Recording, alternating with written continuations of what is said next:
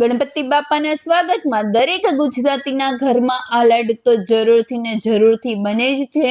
તો ચાલો રેસીપી એટલી સરળ હું તમને આપી દઉં ને કે તમારે મુઠિયા તળવાની પણ ઝંઝટ નથી કરવાની. એને એકદમ સરસ ચૂરમાના લાડુ જેવા જ લાડુ બની અને તૈયાર થઈ જશે. બહુ જ ટેસ્ટી એવા બની અને તૈયાર થશે, એ મારી ગેરંટી છે તમને.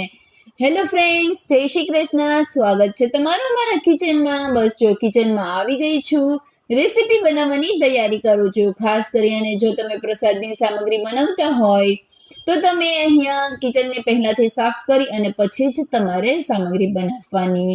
જો અત્યારે હું બસ મારી તૈયારી થઈ ગઈ છે, બધી વસ્તુઓ પણ તૈયાર કરી લીધેલી છે. હવે આપણે ફટાફટ રેસીપી બનાવવાનું શરૂ કરીએ. સો એના માટે મેં અહીંયા એક મોટી થાળી અથવા તો કે તમે ત્રાસ કહેતા હશો, કાથરોટ કહેતા હશો, એ લઈ લેવાનું છે. એમાં તમારે અહીંયા જાડો લોટ, આપણે જે ભાખરી કે લાડવા માટેનો લોટ આવે ને તે લોટ અહીંયા મેં એક વાટકો લઈ લીધેલો છે.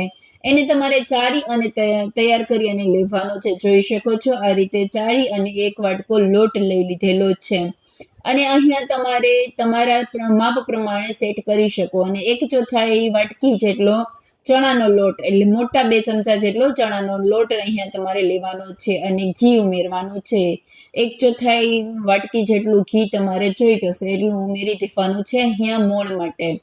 મોણમાં તમે ઘી અથવા તેલ બંનેનો ઉપયોગ કરી શકો, પરંતુ આપણે કોઈ પ્રસાદ માટે બનાવતા હોઈએ તો ઘીનો ઉપયોગ કરવો એ વધારે સારું રહેશે અને ટેસ્ટ પણ એનાથી વધારે સરસ આવશે.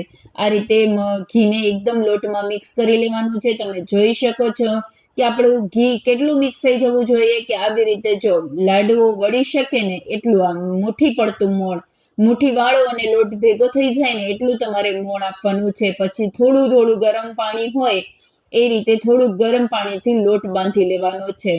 કેટલું ગરમ પાણી તો કે તમે હાથેથી અડકી શકો ને એટલું ગરમ પાણીથી લોટ બાંધી અને તૈયાર કરવાનો છે. આ રીતે જો એકદમ ઢીલો પણ નહીં બાંધવાનો અને એકદમ કડક પણ નહીં બાંધવાનો, મીડિયમ એવો લોટ બાંધી અને તૈયાર કરવાનો છે. જોઈ શકો છો તમે આપણે ગરમ પાણીથી શા માટે લોટ બાંધવો, તો કે લાડવો છે એ ફરસો થશે, જરા પણ ચિકાસ નહીં આવે અને એકદમ ટેસ્ટી એવો લાડવો બની અને તૈયાર થાય ને એટલા માટે તમારે આ રીતે ગરમ પાણીથી લોટ બાંધવાનો છે. ઠંડા પાણીથી લોટ બાંધશો ને તો એ સારો નહીં બંધાય, એટલા માટે જો આટલો કડક લોટ બાંધી અને તૈયાર કરવાનો છે. પછી મેં અહીંયા લુવા બનાવી લીધેલા છે. તમે જો તળીને કરવા હોય ને તો અહીંયાથી જ મુઠિયા બનાવી અને મુઠિયા તળી શકો છો. અહીંયા મારે તળવાના નથી. આ રીતે જો લુવા લઈ અને વણી લેવાનો છે. આ રીતે વણી લેવાના. આપણે ભાખરી જે રીતે વણીએ ને એ રીતે તમારે અહીંયા વણી અને તૈયાર કરવાના છે. જોઈ શકો છો આપણે મોટી ભાખરીની જે સાઈઝનું એકદમ જરાક થોડુંક જાડું રહે ને એ રીતે વણી અને તૈયાર કરવાનું છે. બહુ પતલું નથી કરી દેવાનું. અને આપણે લોઢી ઉપર શેકી લેવાના છે. જો આ રીતે ધીમા ગેસ ઉપર મીડિયમ, આમ એકદમ ધીમોય નહીં, એકદમ મીડિયમે નહીં, હાઈ પણ નહીં, એવી રીતે મીડિયમ ટુ સ્લો ગેસની ફ્લેમ પર તમારે આ જે આપણે ભાખરી કે રોટલી કે બનાવી લેવાની છે એ તૈયાર કરી લેવાની છે, શેકી લેવાની છે. તમે ઈચ્છો તો અહીંયા તમે ઘી લગાવી શકો છો, પરંતુ એની કાંઈ જરૂર નથી. આપણે મોણ એટલું આપેલું છે તો એકદમ ફરસી જ શેકાઈ અને તૈયાર થશે. જો તમે અહીંયા જોઈ શકો છો કે આપણી ભાખરી એકદમ સરસ ફૂલી રહી છે. આ રીતે તમારે અહીંયા લાડુ માટે મિશ્રણ બનાવી અને તૈયાર કરવાનું, શેકવાનું છે. દાજ ઓછી પડવા દેજો, કારણ કે પછી લાડુમાં સારા નહીં લાગે, એટલા માટે આવી રીતે ઓછી દાજવાળું બનાવી અને તૈયાર કરવાનું. બધી વસ્તુ શેકાઈ જાય. મારે અહીંયા 4 રોટલા બનેલા હતા, એ શેકાઈ જાય એના નાના નાના ટુકડા કરી અને આ રીતે મિક્સર જારમાં ભૂકો કરી લેવાનો છે. હવે અહીંયા હું સુગંધી માટે જાયફળનો ઉપયોગ કરું છું અને થોડાક મેં અહીંયા કાજુ બદામ અને પિસ્તાની કતરણ ઉમેરેલી છે. તમે કોઈ પણ ડ્રાયફ્રૂટ્સ ઉમેરી શકો, કિસમિસ પણ ઉમેરી શકો છો. અને મેં અહીંયા થોડુંક સ્વાદ ડિફરન્ટ આવે એટલા માટે નાળિયેરનું ખમણ ઉમેરેલું છે, જાડું નાળિયેરનું ખમણ.